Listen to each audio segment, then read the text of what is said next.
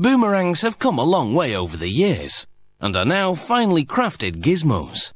Originally people threw sticks to hunt, and that's probably how they discovered that certain bent sticks would circle back. You could say that the boomerang is a bit of a throwback to primitive times.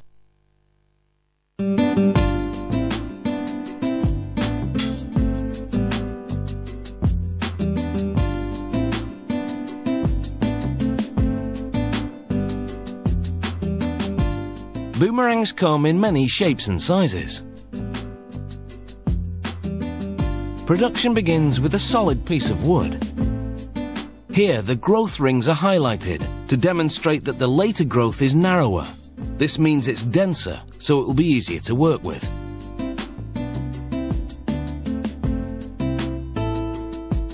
The woodworker takes 16 strips of that dense wood and places them in a steam box for 20 minutes.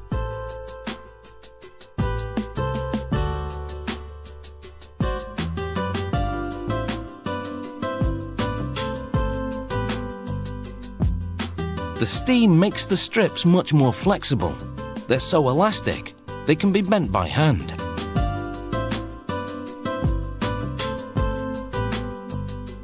Watch how he arcs all 16 layers at once, with very little effort.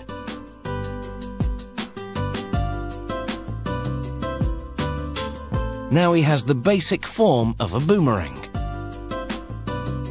To improve the contour, he clamps the strips in a boomerang-shaped mould. They remain clamped for a day or two, long enough to dry and harden into the bent form. He spreads glue onto each bent strip, then clamps them together in the mould again.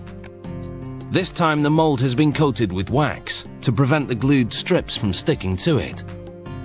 It's left to set overnight. Then the laminated boomerang shape is removed. It's solid, but far too chunky to fly. The woodworker slices it into pieces 10 millimeters thick.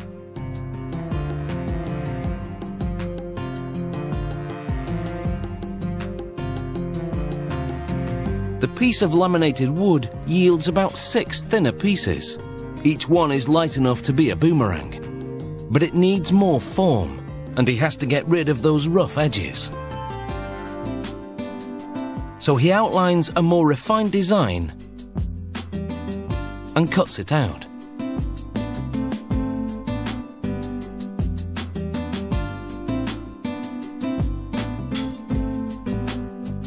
But there's an easier way to make a boomerang, with sturdy aircraft plywood.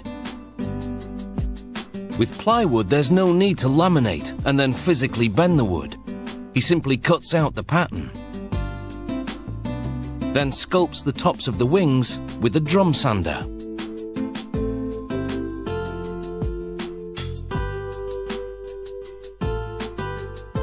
He's made the tops of the 2 wings curve upwards, but in opposite directions. It's this contouring that will make the boomerang fly in a circle. On some models, embedded lead weights help to balance it. The laminated boomerang gets the same contouring, but a file is used instead of a drum sander. Laminated wood responds better to this technique, but it's much more labor-intensive and it takes skill. One mistake in the shape and size, and it will throw off the aerodynamics of the boomerang. But our woodworker has the job down to a fine art.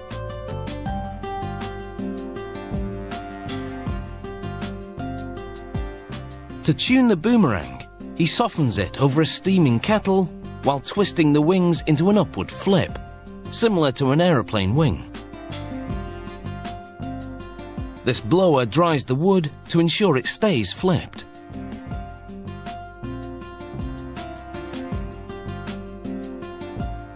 He then sets the boomerang on a flat surface to check the curve. He sprays sealant onto the boomerang and finally, he gives it several coats of lacquer for a high gloss finish.